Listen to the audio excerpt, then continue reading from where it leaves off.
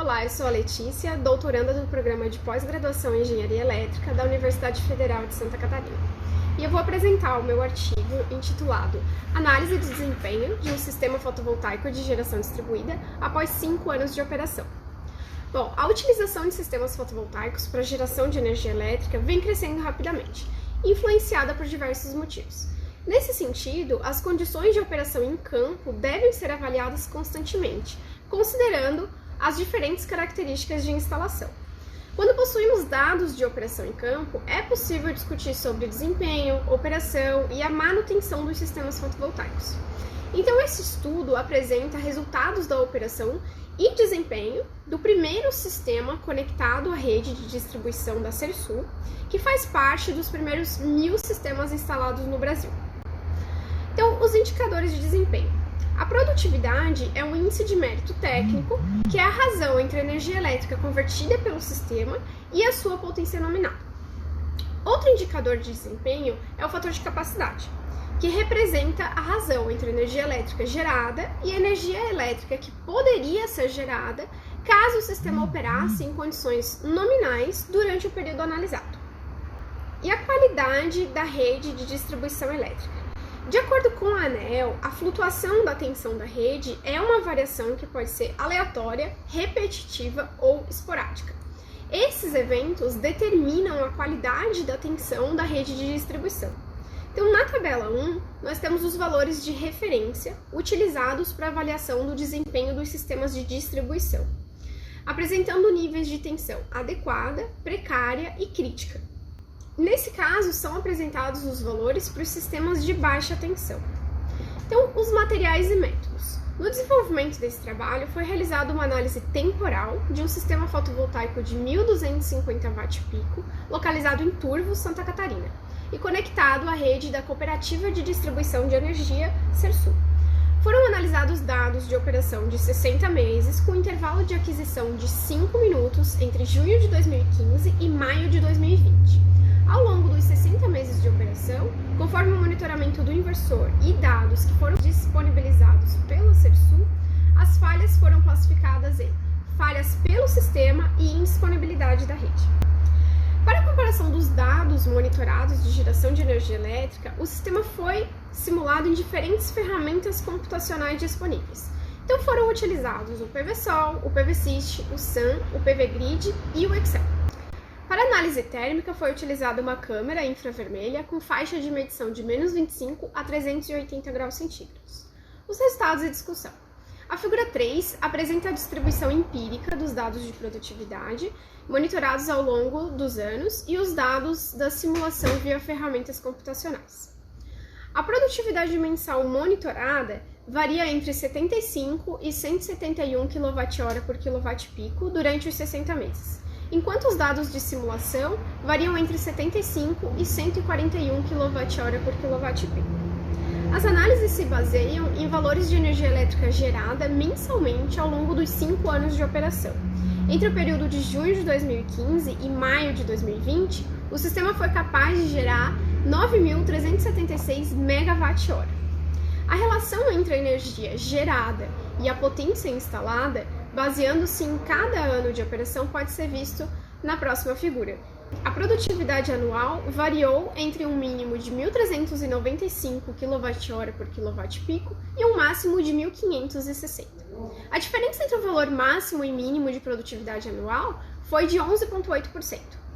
O fator de capacidade teve média de 16,87%, indicando um bom desempenho, pois para sistemas instalados no Brasil são reportados valores, fatores, entre 13% e 18%.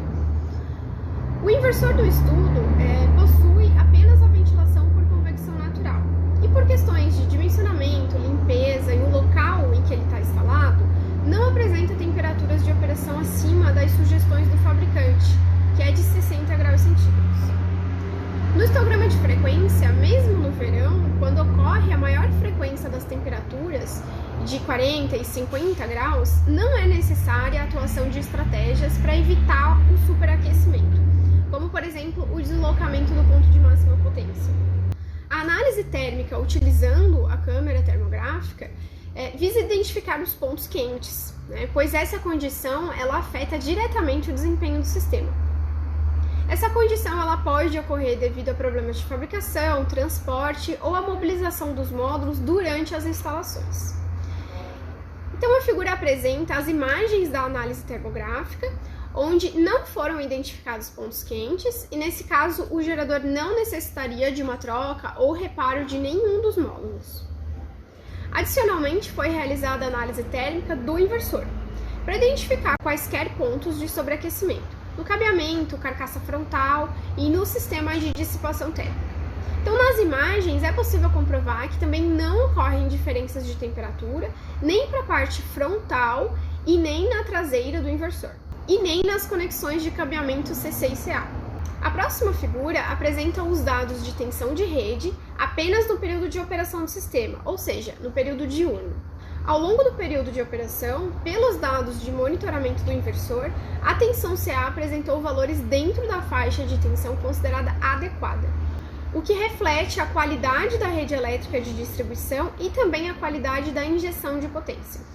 De acordo com o tempo de inatividade registrado durante cada ano de operação, podemos verificar falhas no monitoramento, mas que não representam perdas energéticas. O ano de 2018 foi marcado pela perda energética anual de 0,18% devido à maior parada de operação, que foram 3 dias contínuos.